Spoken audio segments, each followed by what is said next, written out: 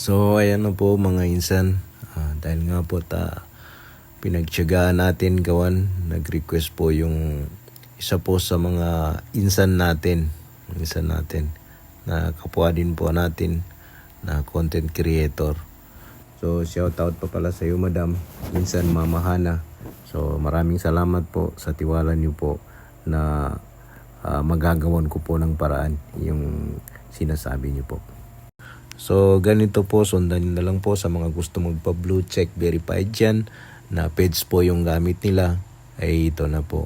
So dahil nga po naka blue check verified na po tayo dun sa kabilang account natin, ay gumamit na lang tayo dito sa Antara Insan version 2. So hindi po ito naka verified, hindi po ito naka blue verified, saka di ko na rin po madalas ito nagagamit. So sa mga gusto po dyan, ay pwede nyo pong sundan ito para po sa mga gustong magpa-blue check verified. So yun na lang po. Punta lang po tayo sa ating profile. So unang-una po, pumunta po tayo sa ating profile at click po natin itong C dashboard. So yan, click po natin dito yung creator support. So ayan, pagkatapos ng creator support ay may kita po natin dito support, then lalabas po dito yung Meta Verified, Account Management, Content and Audience Tools, Stay Safe, Monetization, and About Support, Give Feedback. Wala po tayong pipiliin dyan maliban po sa Account Management. So click po natin yan. Sa Account Management naman ay lalabas po dito yung issue categories, Blue Verification Badge, Pages, Professional Mode, Two-Factor Authentication, Request Name Change. So wala rin po tayong pipiliin dyan maliban sa Blue Verification Badge. Sa articles naman, About Verification Badge ay yan po yung click natin. So lalabas po dito yung About Verification Page and Profiles. So wala po tayong gagawin dyan, mag-scroll down na lang po tayo. Then piliin po natin, hanapin po natin dito yung how page or profiles are verified. So ayan, click po natin. So ayan, lalabas po sa help center ay request a verification badge on Facebook. So scroll na lang natin yan pababa, papunta dito at hanapin natin yung fill out this form. Then click po natin yan. So ito na po yung sinasabi ko sa inyong ma'am, sa inyong insan na pagka page po yung i-verified natin dito or profile, dito po natin makikita mismo sa ating pag-fill up. So dahil nga po at page yung request nyo na nahihirapan kayo, kunyari, ay ito na po. So what are you verifying?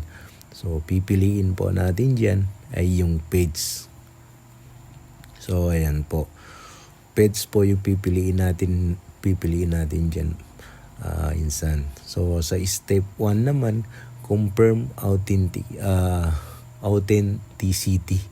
Confirm authenticity. Sa confirm authenticity naman, ay click lang natin itong arrow at lalabas po itong driver license, passport, national identification card, tax filing, recent utility bill. So ayan po yung mga available na pwede nyo pong isubmit na IDs po. Yan po. So dahil nga po at license, kunyari yung gagamitin natin dito ay license po yung pipiliin natin dyan. Kung may passport ka naman dyan or alin ba dyan sa baba, ay pwede naman po. Basta siguraduhin na lang po natin, picturean po natin muna yon ng malinaw at siguraduhin po natin na hindi po expire at updated po yon. So pipiliin na lang po natin dito sa may choose files dahil dyan po natin yung ilalagay. So yun po, siguraduhin po natin para hindi po tayo magka-problema, ay siguraduhin po natin na cleared po, malino po yung pagkakuha. Then dito na po tayo sa step 2, confirm notability. Show that the public figure, celebrity or brand your page or profile represents is in the public interest. So may arrow po dito, click po natin iyan na category po. So ayan na po, May lumabas na po dito na news media, sports, government and politics, music, fashion, entertainment, digital creator, blogger, influencer, gamer, business brand, organization, and other. So, ano ba para yung page na gagamitin natin? So, siyempre, pipiliin po natin dito ay yung digital creator, blogger, influencer sa akin po. So, yan po yung pipiliin ko. So, ayan. So, sa country region naman,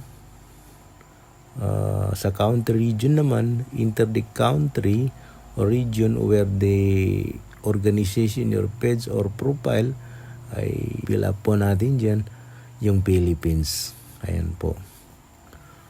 Dito naman sa audience ay optional din po. Optional po yan. Sorry po. Sorry po. Sa lahat po ng may nakalagay na optional ay pwede po natin yan lagyan. So, pwede po natin yan lagyan. Maaari naman hindi. So, hindi na lang natin lalagyan kasi optional din naman. Dito naman sa add up to 5 articles social media, optional din po. So, ganun din. Pwede po natin ito lagyan. Pwede naman po hindi.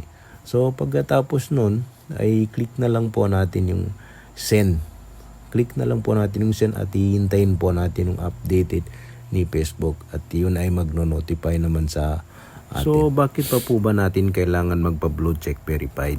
So, maganda po ito sa ating Facebook dahil sa dinami-dami pa naman ng nagkalat na manloloko ngayon na gumagawa ng faking account na kunyari ay sa atin yung account, ay sa pamamagitan po ng blue check verified ay malalaman po ng ating mga kaibigan o ating mga followers, ating mga supporters na hindi po tayo yun. At ito po yung original na para po sa atin. So, ganun lang po yun. Maraming salamat po sa mga nanood po. Sana po ipagsuportahan ang video na ito.